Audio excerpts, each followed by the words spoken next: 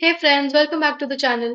आज है 22 फरवरी 2023 और 22 फरवरी से करंट अफेयर के जितने भी इंपॉर्टेंट क्वेश्चन बन सकते हैं उन सारे ही क्वेश्चंस को हम आज इस वीडियो में डिस्कस करेंगे। और साथ ही साथ हर क्वेश्चन से रिलेटेड मैं आपको इंपॉर्टेंट फैक्ट्स बताऊंगी जिससे कि आपको क्वेश्चन को समझने में और उसे मेमोराइज यानी कि याद करने में आसानी हो। अगर अभी तक आपने चैनल को सब्सक्राइब नहीं किया तो प्लीज़ चैनल को सब्सक्राइब कर दें और साथ ही साथ बेल आइकन को भी प्रेस करें जिससे कि मेरी वीडियोज़ आपको टाइम पे मिले। मैंने कल एक क्वेश्चन पूछा था कि अरुणाचल प्रदेश को जो है लैंड ऑफ राइजिंग सन क्यों कहा जाता है। उसका जवाब बहुत लोगों ने कमेंट सेक्शन में दिया और मैंने आज कहा था कि मैं इसको डिस्कस करूंगी तो मैं डिस्कस कर लेती हूँ। हमारा जो अर्थ है, हमारी जो अर्थ है वो नॉर्मली जो है वो वेस्ट से ईस्ट, क्या वेस्ट से ईस्ट में रोटेट करती है। कौन? अर्थ। तो जब अर्थ वेस्ट टू ईस्ट रोटेट करती है तो जो अरुणाचल प्रदेश है या जो ईस्टर्न एरिया है वो सन रेज है उस पे सबसे पहले पड़ती है। इसीलिए नॉर्मली हम कहते हैं अरुणाचल प्रदेश को land of rising sun. Let's start with today's session.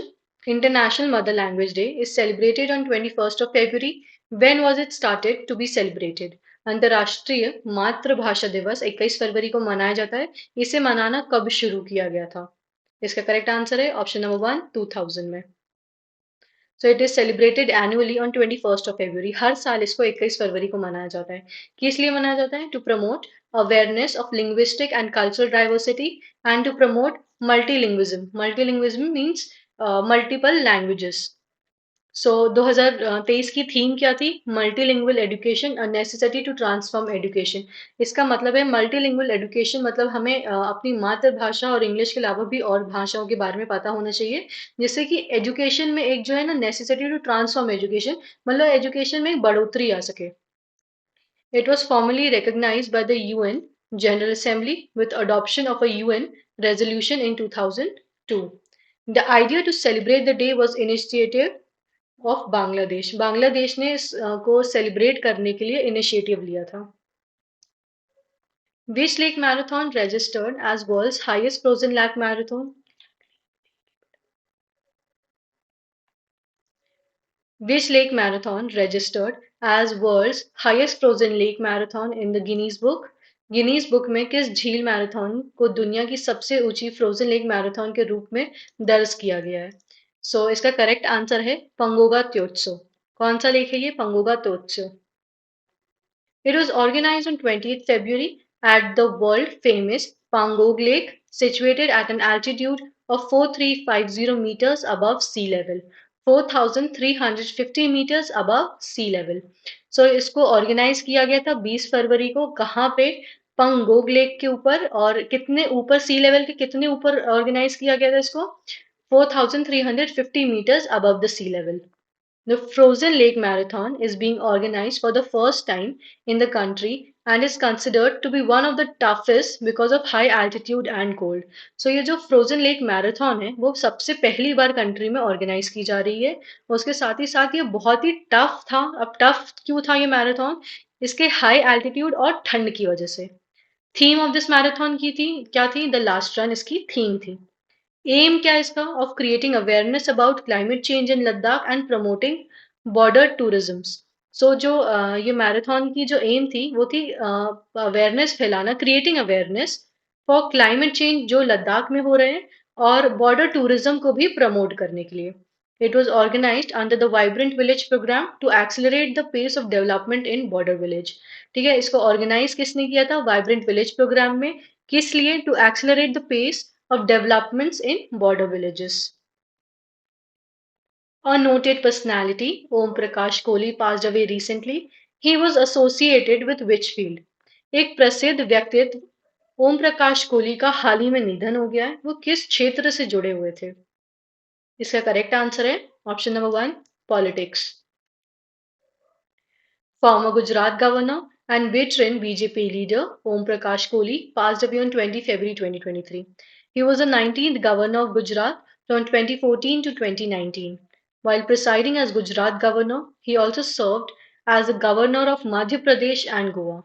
He served in Rajya Sabha from 1994 to 2000 and chaired the Housing Committee among other committees membership. Guys, इसमें ये points आपको याद रखना होगा। I don't think इसमें कुछ explain करने जैसा है। World Day of Social Justice is observed on 20 February. When was it started? विश्व सामाजिक न्याय दिवस 20 फरवरी को मनाया जाता है। इसकी शुरुआत कब से हुई थी? इसका करेक्ट आंसर है option number 2, that is 2007। World Day of Social Justice is observed annually on February 20 to encourage people to see how social justice affects poverty eradication. So World Day of Social Justice हम हर साल 20 फरवरी को celebrate करते हैं या उसको मनाते हैं। ये क्यों मनाया जाता है? पीपल को एनकरेज करना, जिससे कि वो देख सके कि कैसे सोशल जस्टिस अफेक्ट करती है पॉवर्टी इरेडिकेशन को। And its 62nd session, the UN General Assembly in November 2007 proclaimed 20 February as World Day of Social Justice. So जो 62वां सेशन हुआ था उसमें जो यूएन जनरल असेंबली थी 2007 में उन्होंने तय किया कि 20 फरवरी को हम world day of social justice के तौर पे मनाएंगे। The theme for the World Day of Social Justice 2023 is overcoming barriers and unleashing opportunities for social justice. This is very important, ये थीम आपसे पूछ सकता है। First, PM Gati Shakti workshop for western and central zone held in which city? पश्चिम और मध्य क्षेत्र की पहली पीएम गति शक्ति कार्यशाला के शहर में आयोजित की जाएगी। इसका करेक्ट आंसर है option number 4, Goa. The first PM Gati Shakti regional workshop for the Western and the Central Zone was held in Goa on 20 February 2023. So जो पहली PM गति शक्ति जो रीजनल वर्कशॉप थी वो वेस्टर्न और सेंट्रल जोन के लिए गोवा में ऑर्गेनाइज की गई थी। कब? 20 फरवरी 2023 में। अब ये वर्कशॉप क्या करने वाली है? The workshop featured discussion on the use case of National Master Plan, that is NMP, adoption by the central ministries and state department for planning. The scheme incorporates the infrastructure schemes of various ministries and state governments and was launched on 13th October 2021 by PM Modi. At the 2023 BAFTA Awards, who was named Best Leading Actor? 2023 BAFTA awards में किसे सर्वश्रेष्ठ यानी कि best leading actor नामित किया गया था? इसका करेक्ट आंसर है option number 3, Austin Butler. The 76th British Academy Film Awards (BAFTA), the British Academy of Film and Television Arts Awards, were announced on 19th of February 2023. The event was hosted by the actor Richard E. Grant and Alison Hammond. Some winners list कौन कौन सी है देख लेते हैं। Best film का award किसे मिला था? All Quiet on the Western Front, ये बेस्ट फिल्म थी। Leading actress Cate Blanchett for Tar, leading actor Austin Butler for Elvis, best casting एलवी। The British Academy Film Awards के बारे में कुछ डिटेल देख लेते हैं। It is an annual award show hosted by the British Academy of Films and Television Arts BAFTA to honor the best British and international contribution to films. The first BAFTA Awards ceremony was held in 1949. This is a very important question. ये पूछ सकता है। The first broadcast was on the BBC in 1956 with Vivian Leigh as the host. It was founded in 1947 as the British Film Academy. The Royal Festival Hall, London hosted the 23rd 2023 edition. 2023 का जो addition था संस्करण था वो किसने host किया था? London ने किया था। कौन सी जगह पे? रॉयल फेस्टिवल हॉल में। BAF Which film was named Best Film at the BAFTA Awards 2023? BAFTA award 2023 में किस फिल्म को सर्वश्रेष्ठ फिल्म का खिताब दिया गया था? ये अभी मैंने इससे पहले वाले क्वेश्चन में डिटेल में करवाया था और आप इमेज भी देख सकते हैं। इसका करेक्ट आंसर है option number 2, all Quiet on the Western front. The German anti-war film All Quiet on the Western Front won 7 awards. कितने अवार्ड इसको मिले हैं? 7 awards, including the Best Film and Best Director Award, जिसको include करता है कौन कौन सी? Best Film और Best Director Awards भी इसे मिल चुका है। Which country launched first ever indigenous train control and supervision system? किस मेट्रो ने पहली बार स्वदेशी ट्रेन नियंत्रण और पर्यवेक्षण प्रणाली का शुभारंभ किया है? इसका करेक्ट आंसर है option number 1, that is the Delhi metro. The first indigenous developed train control and supervision system was launched on 18th of February 2023 for operations on the Red Line of Delhi Metro. The automatic train supervision system, that is the IATS, has been developed by the joint team of Delhi Metro Rail Corporation, DMRC, and Bharat Electronics Limited, that is BEL. The IATS is a computer-based system that will manage train operations. जो ITS है वो एक computer based system है जो कि train के operations को manage करने वाला है. The first nuclear power plant in North India will be built in which state? उत्तर भारत में पहला परमाणु ऊर्जा संयंत्र किस राज्य में बनाया जाएगा? इसका करेक्ट आंसर है option number 2, that is Haryana. The plant will have a capacity of 1400 megawatt. The Gorakhpur Haryana Anu Vidyut Pariyojana GHAVP, having two units of 700 megawatt capacity each of pressurized heavy water reactors PHWR of indigenous designs, is under implementation near Gorakhpur village of Haryana. Till date, an amount of 4,906 crores have been spent out of total allotted fund for 20,594 crores. So इसमें कहने वाला है जो capacity होगी जो plant की capacity होने वाली है वो होगी 14,000 मेगावाट की. गोरखपुर हरियाणा अणु विद्युत परियोजना के अंतर्गत दो यूनिट्स ऑफ 7,000 मेगावाट ईच की प्लांट्स को बनाया जाएगा प्रेशराइज हैवी वाटर रिएक्टर्स के जो कि एक इंडिजीनियस डिजाइन होगी और अंडर इम्प्लीमेंटेशन है किसके होगा गोरखपुर विलेज ऑफ हरियाणा के अंडर इसको इम्प्लीमेंट किया जाएगा.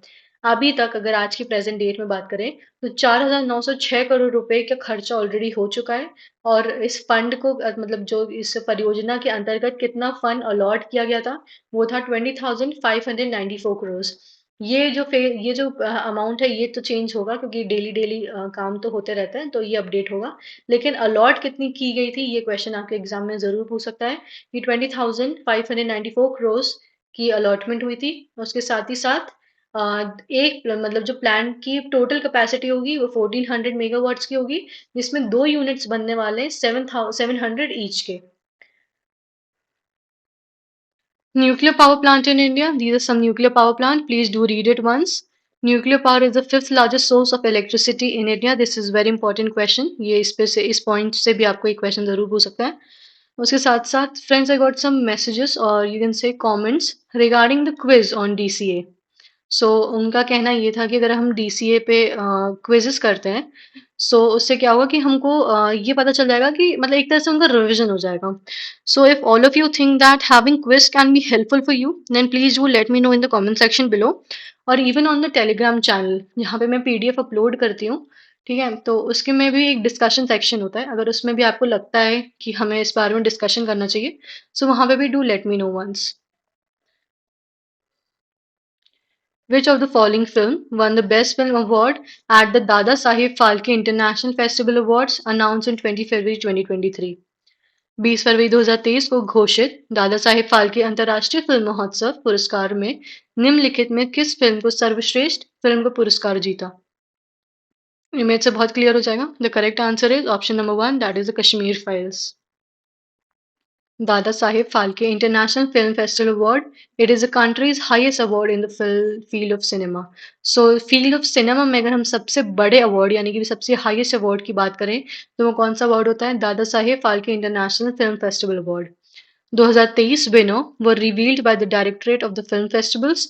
2023 के जो विनर्स हैं उनको रिवील किया था डायरेक्टरेट ऑफ फिल्म फेस्टिवल ने. बेस्ट फिल्म का अवार्ड जाता है द कश्मीर फाइल्स को. International film of the year award है एस राजामौली की आरआरआर को. बेस्ट वेब सीरीज का अवार्ड था Rudra the edge of darkness को. इससे तीन इंपॉर्टेंट क्वेश्चंस ये बन सकते हैं रिगार्डिंग फिल्म्स और अगर आप बात करो तो अवार्ड सेक्शन में इसको एक बार जरूर रीड कर लेना. Who was elected chair at the opening session of the 62nd session of the UN Commission for the Social Development held in New York. New York में आयोजित संयुक्त राष्ट्र सामाजिक विकास आयोग के 62वें सत्र के उद्घाटन सत्र में अध्यक्ष किसे चुना गया है? इसका करेक्ट आंसर है रुचिरा काम्बोज को. So Ruchira Kambos was elected chair at the opening section of the 62nd session of the UN Commission for Social Development that was held in New York. She is an Indian Foreign Service Officer of the 1987 batch. She is currently serving India's permanent representatives to the United Nations since August 2022. India with which country to launch joint digital payment mechanism, Bharat किस देश के साथ संयुक्त digital भुगतान तंत्र शुरू करेगा? इसका करेक्ट आंसर है option number one, that is Singapore. Singapore का flag. India and Singapore on 21st February launched a joint digital payment mechanism to enable residents of both the countries to make easier and faster cross-border transaction. That was launched by the Shaktikanta Das and Ravi Menon. This will add a new chapter in the fintech connectivity. Now people can make cost-effective and fast money transfers from their phones.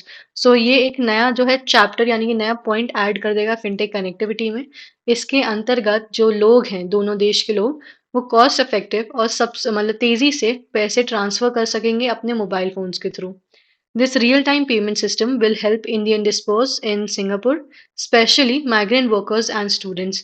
इस जो real time payment system आया है, ये जो organisation हुई है, जो digital payment launch किया गया था, उसके अंतर्गत दोनों ही देश के जो माइग्रेंट वर्कर्स हैं और स्टूडेंट्स हैं, उनकी बहुत हेल्प हो जाएगी और स्पेशली इंडियन वालों की।